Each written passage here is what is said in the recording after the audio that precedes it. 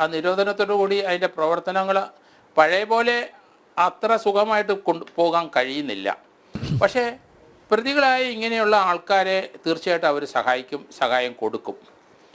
പക്ഷേ ഇന്ന് ഇയാളെ അറസ്റ്റ് ചെയ്ത ശേഷം പ്രൊഫസർ ടി ജെ ജോസഫിൻ്റെ ഒരു വാക്കുണ്ടായിരുന്നു.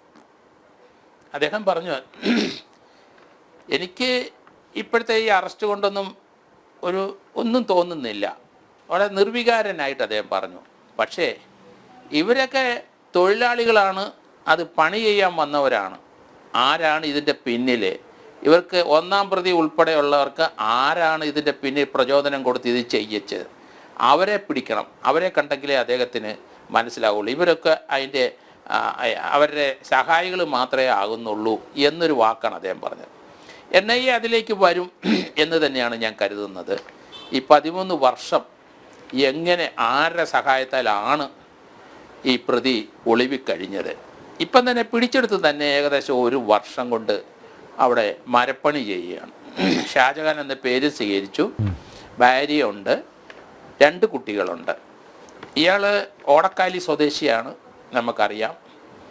ഇയാൾ ഈ സംഭവത്തിന് ശേഷം മഴുവുമായി നേരെ ബാംഗ്ലൂരിന് പോയെന്നാണ് നമുക്കറിയുന്ന വിവരം.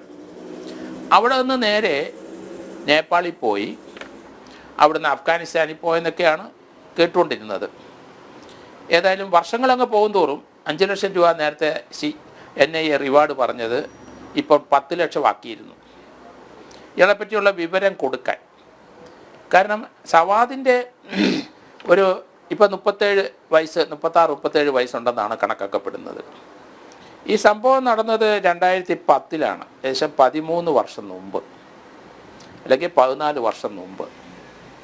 അപ്പോൾ ഇയാൾക്കൊരു 24 വയസ്സൊക്കെ ഉള്ളൂ, അല്ലെങ്കിൽ 25 വയസ്സ്. അന്നത്തെ ഫോട്ടോ അവരെ പരേഡ് നയിച്ചുകൊണ്ട് പോകുന്നതിനകത്തുള്ളൊരു ഫോട്ടോ ആണ് ആകെ NIAയുടെ കയ്യിലുള്ളൂ. ആളിനെ ഇപ്പോൾ അറസ്റ്റ് ചെയ്തപ്പോൾ ആളുടെ രൂപവും ഭാവമൊക്കെ മാറിയിട്ടുണ്ട്.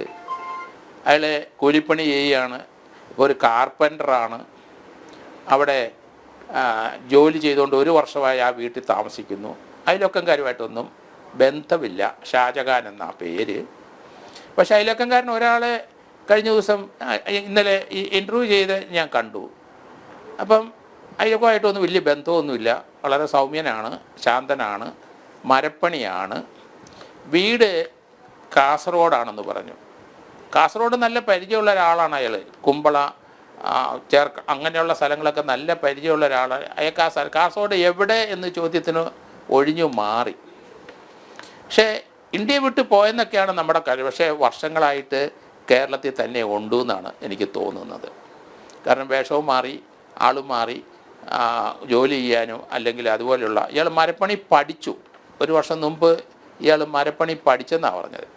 അപ്പോൾ അതിനാരെങ്കിലും സഹായം വേണം.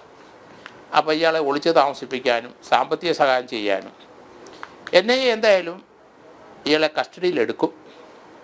കസ്റ്റഡിയിൽ വാങ്ങിച്ചിട്ട് 120B ഗൂഢാലോചനയിൽ ആരാണ് ഇയാൾക്ക് ഇൻസ്ട്രക്ഷൻ കൊടുത്തത്, ഇയാളുടെ പ്രൊഫസർ ടി ജെ ജോസഫിൻ്റെ കൈവെട്ടാൻ ഇവരെടുത്ത് 51 പേരെ അതിനകത്ത് പ്രതികളായിട്ട് കണ്ടെത്തിയിട്ടുണ്ട് NIA.